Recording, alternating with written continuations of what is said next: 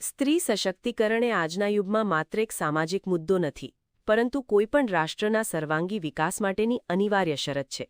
સશક્તિકરણનો સરળ અને સીધો અર્થ એ છે કે સ્ત્રીઓને તેમના પોતાના જીવનના નિર્ણયો લેવાની માનસિક, સામાજિક અને આર્થિક સ્વતંત્રતા આપવી.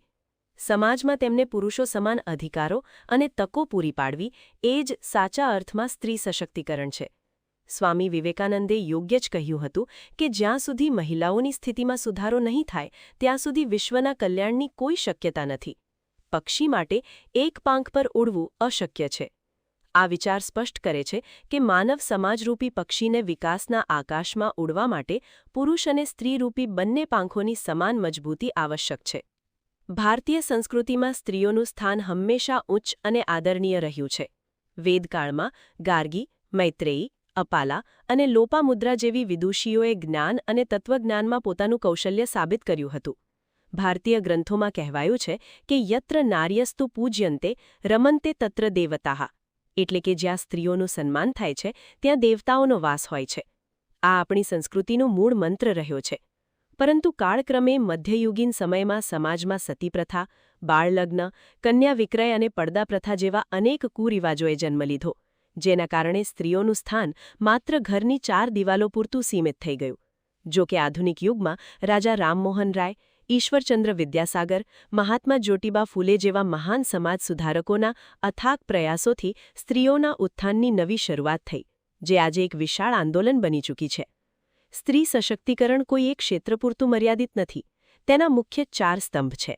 1. શૈક્ષણિક સશક્તિકરણ.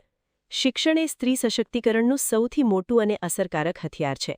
એક શિક્ષિત સ્ત્રી માત્ર પોતાનું જ નહીં, પરંતુ 2 પરિવારોનું ભવિષ્ય ઉજ્જવળ બનાવે છે.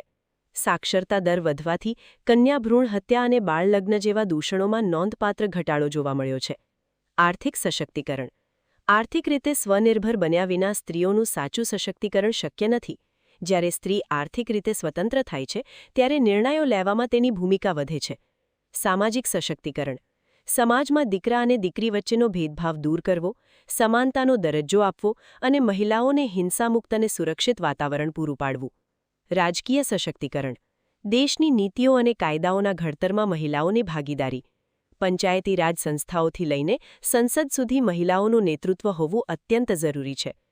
આજનો સમય એ મહિલાઓની સિદ્ધિઓનો સુવર્ણકાળ છે. અવકાશ અને વિજ્ઞાનમાં ભારતીય અવકાશ સંશોધન સંસ્થાના ઇસરોના ચંદ્રયાન-2, ચંદ્રયાન-3 અને મંગળયાન જેવા ઐતિહાસિક મિશનોમાં રિતુ કરીધલ અને વનિતા જેવી અનેક મહિલા વૈજ્ઞાનિકોએ પ્રોજેક્ટ ડિરેક્ટર તરીકે સફળ નેતૃત્વ પૂરું પાડ્યું છે. સંરક્ષણ. ભારતીય વાયુસેનામાં અવની ચતુર્વેદી, ભાવના કાંત અને મોહના સિંઘે પ્રથમ મહિલા ફાઇટર પાયલટ બનીને ઇતિહાસ રચ્યો છે. નૌકાદળ અને ભૂમિદળમાં પણ મહિલાઓ સરહદની રક્ષા કરી રહી છે. રમતગમત. ઓલિમ્પિક્સ હોય કે એશિયન ગેમ્સ, પીવી સિંધુ, મેરી કોમ અને મીરાબાઈ ચાનુ જેવી મહિલા ખેલાડીઓએ મેડલ જીતીને દેશનું ગૌરવ વધાર્યું છે. ઉદ્યોગ જગત. ફાલ્ગુની નાયર, નાયિકા, કિરણ મઝુમદાર શો, બાયોકોન જેવી મહિલાઓ વૈશ્વિક સ્તરે બિઝનેસ લીડર તરીકે ઉભરી આવી છે. ભારત સરકારે માત્ર મહિલા વિકાસને બદલે વુમન લેડ ડેવલપમેન્ટની રણનીતિ અપનાવી છે. આ દિશામાં લેવાયેલા પગલાં નીચે મુજબ છે. નારી શક્તિ વંદન અધિનિયમ 2023. ભારતીય સંસદના ઇતિહાસમાં આ એક સીમાચિહ્નરૂપ કાયદો છે. આ કાયદા અંતર્ગત લોકસભા અને રાજ્યોની વિધાનસભાઓમાં મહિલાઓ માટે 33% બેઠકો અનામત રાખવાની બંધારણીય જોગવાઈ કરવામાં આવી છે. પીએમ મુદ્રા યોજના. આ યોજના હેઠળ નાના ઉદ્યોગો માટે અપાતી લોનમાં લગભગ 68% લાભાર્થીઓ મહિલાઓ છે, જે દર્શાવે છે કે ભારતની મહિલાઓ હવે માત્ર નોકરી શોધવાને બદલે અન્યને નોકરી આપતી ઉદ્યોગ સાહસિકા બની રહી છે. બેટી બચાઓ બેટી પઢાઓ. આ યોજનાના અમલ બાદ ભારતના લિંગ પ્રમાણમાં નોંધપાત્ર સુધારો જોવા મળ્યો છે. નેશનલ ફેમિલી હેલ્થ સર્વે NFHS-5ના ડેટા અનુસાર ભારતના ઇતિહાસમાં પહેલી વખત 1000 પુરુષોએ મહિલાઓની સંખ્યા 1020 થઈ છે, જે એક હકારાત્મક પરિવર્તન છે. Stem education. Science, technology, engineering અને મેથ્સના ગ્રેજ્યુએટ્સમાં ભારતીય મહિલાઓનું પ્રમાણ 43% છે, જે અમેરિકા અને યુરોપના અનેક વિકસિત દેશોની સરખામણીમાં ખૂબ જ વધારે છે. માતૃત્વ લાભ અધિનિયમ. નોકરી કરતી મહિલાઓ માટે પ્રસૂતિ રજાનો સમયગાળો 12 અઠવાડિયાથી વધારીને 26 અઠવાડિયા કરવામાં આવ્યો છે, જે તેમને તેમના નવજાત બાળકની સંભાળ રાખવામાં મદદરૂપ છે. ઉજ્જવલા યોજના.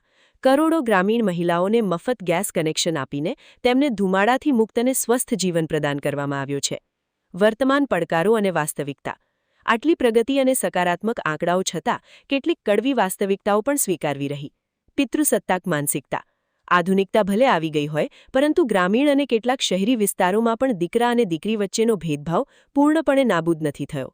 દીકરાને વારસદાર માનવાની માનસિકતા આજે પણ જીવંત છે. મહિલા સુરક્ષા. રસ્તા પર, જાહેર પરિવહનમાં કે કાર્યસ્થળ પર છેડતી, શારીરિક શોષણ અને ઘરેલું હિંસાના બનાવો આજે પણ સમાજ માટે એક કલંક સમાન છે. સમાન વેતનનો અભાવ, જેન્ડર પે ગેપ. અસંગઠિત ક્ષેત્રમાં, મજૂરી કામમાં અને કેટલીક હદે કોર્પોરેટ જગતમાં પણ સમાન કામ માટે મહિલાઓને પુરુષોની સરખામણીમાં ઓછું વેતન આપવામાં આવે છે. ડિજિટલ પડકારો.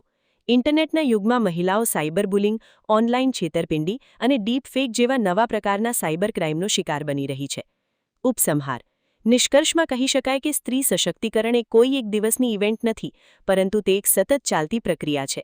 સરકાર કાયદાઓ બનાવી શકે છે અને નવી નવી યોજનાઓ લાવી શકે છે, પરંતુ તે કાયદાઓનું પાલન અને યોજનાઓની સાચી સફળતા સમાજની માનસિકતા બદલવા પર નિર્ભર કરે છે.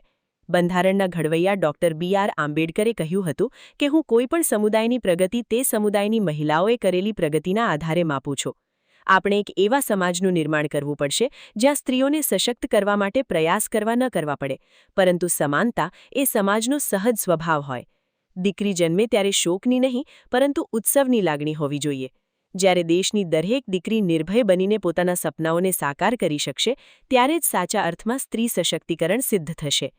ભારતે વર્ષ 2047 સુધીમાં સંપૂર્ણ વિકસિત ભારત બનવાનું જે લક્ષ્ય રાખ્યું છે, તે દેશની અડધી વસ્તી એટલે કે મહિલાઓના સક્રિય અને સમાન યોગદાન વિના ક્યારેય પૂર્ણ નહીં થાય. ભારતની નારી જ દેશની સાચી શક્તિ છે અને તેમના સશક્તિકરણથી જ આપણો દેશ ખરા અર્થમાં સમૃદ્ધ અને વિશ્વગુરુ બની શકશે.